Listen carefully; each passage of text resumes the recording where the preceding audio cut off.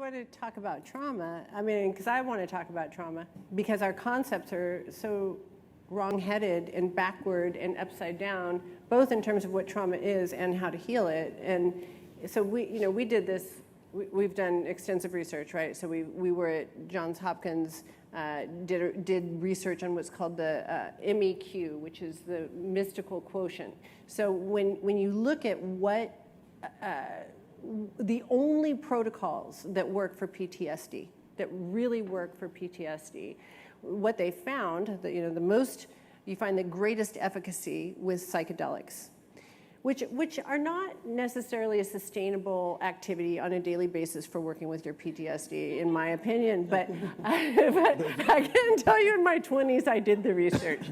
So, you're a rare bird. So really, there are several means of accessing the mystical state. What they find is that people who enter it can remain there for a period of time. What happens is that the healing of trauma occurs as a byproduct. So it's a kind of backward to how we think things work. The body heals the mind doesn't heal the body. And by that I mean brain or rational.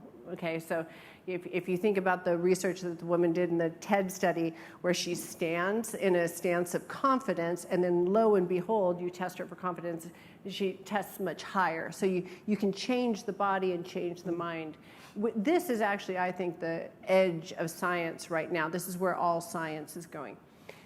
So what they find is, okay, so you have these are the access points to the state that, as a byproduct, heals what are called the 5 precursors, although it's a controversial term, but depression, ADD, addiction, emotional numbing, and PTSD, right? So those are the markers. You're looking for those markers. If they're low, you have high mental health, right? And what they find the most, efficient means of getting lower markers is this mystical state. You can access it through psychedelics on this side, flow state, which would be freestyle sports, which also can be, like if you're trying to heal your PTSD and you have to go snowboarding every day, you can have some broken bones. So these, they're rapid access, but they're dangerous, we'll say.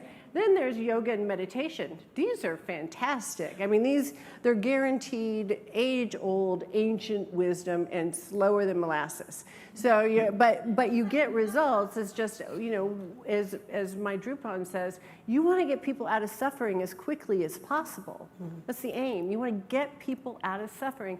And right now, we're in a time, I would say, if you look at the news, that it seems to be, and I don't know, I wasn't alive necessarily that I remember in other times, it seems to be a time of heightened suffering. So we want to get people out of suffering as quickly as possible. So these are incredibly efficient and safe, but slow. These are a little bit dangerous, but move at a great pace. Right in the middle lies sexuality.